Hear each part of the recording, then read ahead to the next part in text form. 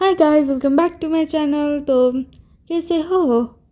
तो फिर आज हम लोग बना रहे थे मोमो घर पे, वो भी पहली बार यूएसए आने के बाद। मतलब वैसे तो हमने वहाँ पर भी, मतलब नेपाल में भी पहले कभी वैसे बनाया तो नहीं था, पर फिर भी।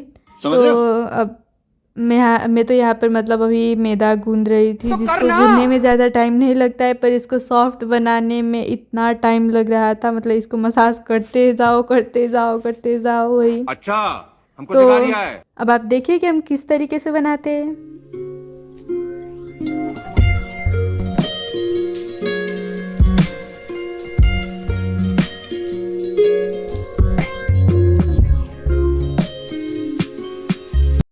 यहाँ पर मैं अब आटा गूंद के इसको मैं ढक रही हूँ एक प्लास्टिक से, जो कि हमारा देसी जुगाड़ है।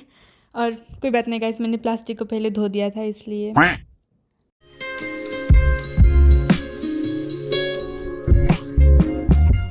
और मम्मी यहाँ पर चटनी बनाने के लिए रेडी कर रही थी। फिर यहाँ पर सब्जियाँ कट चुकी थी, और जो वेज वाला जो फिलिंग होता है, या जो कीमा कहते हैं ना, वो यहाँ पर रेडी हो चुका है।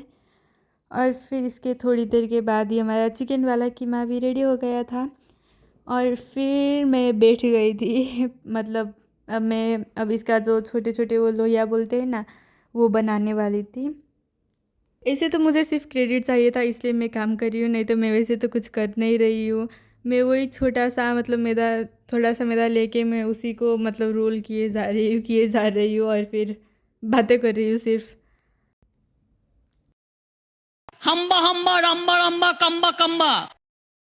इसके बाद यहाँ पर मम्मी से साइज़ के लिए अप्रूवल लिया जा रहा है।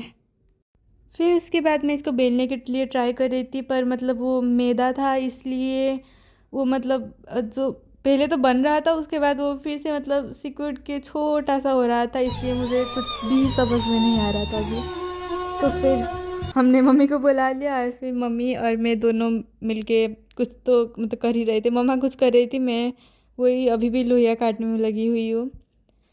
और जब मैं बना रही तो पता नहीं, मतलब फूटा ही जा रहा था उसमें से, या तो फिर फीलिंग ज़्यादा हो रहा था या फिर कम हो रहा था। और फिर मम्मी यहाँ पर बना रही तो क्या परफेक्ट शेप आया है इसका, वाह!